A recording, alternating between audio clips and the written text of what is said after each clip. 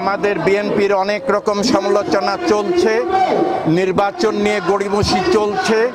এর কারণ সবাই জানে নির্বাচন হলে বিএনপিতে আগামীতে ক্ষমতায় আসবে আমাদের নেত্রী বেগম খালেদা জিয়ার নেতৃত্বে, আমাদের নেতা তারেক রহমানের নেতৃত্বে, যার কারণে নির্বাচন নিয়ে অনেক গড়িমসি চলছে। মানুষ যে আগামীর বাংলাদেশ দেখতে চাচ্ছে, নতুন বন্দোবস্তের যে বাংলাদেশ দেখতে চাচ্ছে, যেটা ৭১-এ মুক্তিযোদ্ধাদের আমাদের স্বপ্নের বাংলাদেশ ছিল, একটা বৈষম্যহীন মানবিক রাষ্ট্র যেখানে মানুষের মৌলিক নাগরিক অধিকার প্রতিষ্ঠিত হবে, সেই বাংলাদেশের শুরুটা আমরা করতে।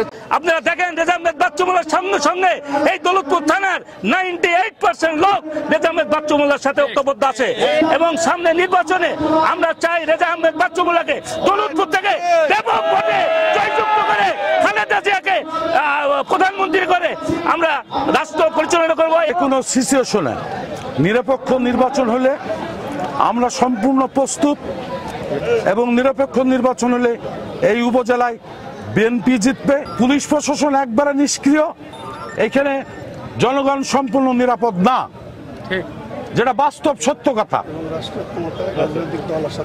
এবং এই জন্য অতি সত্বর নির্বাচন দরকার। নির্বাচিত সরকার ছাড়া প্রশাসন কাজ করবে না। যে নেতা আমাদের দৌলতপুর থানা বিএনপিকে সুসংগঠিত করে রেখেছে এবং হলো পারে এই যে মামলা হামলা যত কিছু সব যার নেতৃত্বে এবং যার পয়সায় আজকে এলো পারে হাইকোর্ট, জজ কোর্ট সব জায়গার থেকে নেতাকর্মীদেরকে জামিন করাইছে এবং এলো পারে কেসের মোকাবেলা করছে। আমরা এইরকম নেতা চাই।